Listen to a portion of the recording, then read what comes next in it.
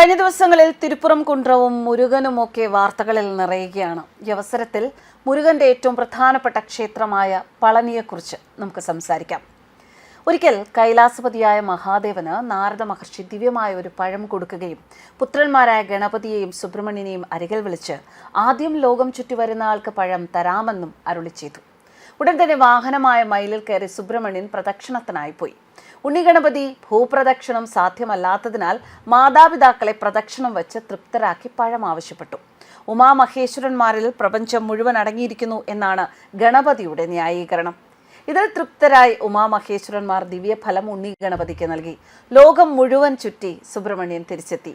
താൻ പരാജിതനായതിനാലുള്ള നിരാശയാലും ചതിയാലും ബാലനായ മുരുകൻ സർവസ്വം ഉപേക്ഷിച്ച് സന്യാസി വേഷം കൈക്കൊണ്ട് കൈലാസത്തിൽ നിന്നും തെക്കോട്ട് തിരിച്ചു. പഴം നീയാണ് എന്ന് പറഞ്ഞ് പാർവതി മഹാദേവന്മാർ മുരുകനെ സമാധാനിപ്പിക്കാൻ ശ്രമിച്ചു. പഴം നീ എന്നതിൽ നിന്നാണത്രേ പളനി എന്ന പേര് കിട്ടിയത്. പളനിമലയുടെ ചുവട്ടിലാണ് തിരുനാൾ കുടിയിലാണ് ബാലമുകുന്ദൻ ദണ്ഡായുധപാണിയായി ആദ്യം ചെന്നത്. അവിടെയും ഒരു ക്ഷേത്രമുണ്ട്. അവിടെ നിന്നാണ് പിന്നീട് മുരുകൻ പളനിമലയിലെത്തി വാസം ചെയ്തത് എന്നാണ് കഥ. മലയുടെ താഴെയുള്ള ഗണപതി ക്ഷേത്രം സന്ദർശിച്ചിട്ട് വേണം മല കയറാൻ. ചെറുതും വലുതുമായി വർഷത്തിൽ പല ആഘോഷങ്ങളും ഉത്സവങ്ങളും ഇവിടെയുണ്ട്. അഗ്നിനക്ഷത്രം, സ്കന്ദഷഷ്ടി, തൃക്കാർത്തിക, തൈപ്പൂയം, പൈങ്കുനി ഉത്സവം ഇവ പ്രധാന ഉത്സവങ്ങളാണ്. സുബ്രഹ്മണ്യൻ പടിഞ്ഞാറ് ദർശനമായി കേരളത്തിന് അഭിമുഖമായി നിന്ന് കേരളീയരുടെ അനുഗ്രഹദാതാവായി കുടികൊള്ളുന്നു എന്നാണ് വിശ്വാസം. ഈ ക്ഷേത്രം എങ്ങനെ നിലവിൽ വന്നു എന്നതിന് തെളിവുകളൊന്നുമില്ല. തമിഴ് ഗ്രന്ഥങ്ങൾ സൂചിപ്പിക്കുന്നത് സഹസ്രാബ്ദങ്ങൾക്ക് മുൻപ് വിഗ്രഹം നിർമ്മിച്ച ഒരു മുനിയാണ് മുരുകന്റെ വിഗ്രഹം സ്ഥാപിച്ചത് എന്നാണ്. എന്നാൽ അതിന്റെ സമയക്രമം വ്യക്തമാക്കിയിട്ടില്ല.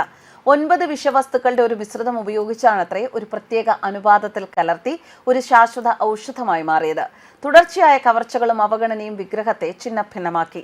പിന്നീട് AD 2-ാം നൂറ്റാണ്ടിനും 5-ാം നൂറ്റാണ്ടിനും ഇടയിൽ ചോള രാജവംശത്തിലെ ഒരു പെരുമാൾ രാജാവിന്റെ നിർദ്ദേശപ്രകാരം ക്ഷേത്രം നിർമ്മിക്കപ്പെട്ടു. ചേര, ചോള, പാണ്ഡ്യ രാജ്യവംശങ്ങൾ മങ്ങിയപ്പോൾ നൂറ്റാണ്ടുകളായി കത്തികളുടെയും കാലത്തിന്റെ മണൽക്കാറ്റുകളുടെയും ശക്തിയെ ഇത് ചെറുത്തു നിൽക്കുമെന്ന് തെളിയിക്കപ്പെട്ടിട്ടുണ്ട്.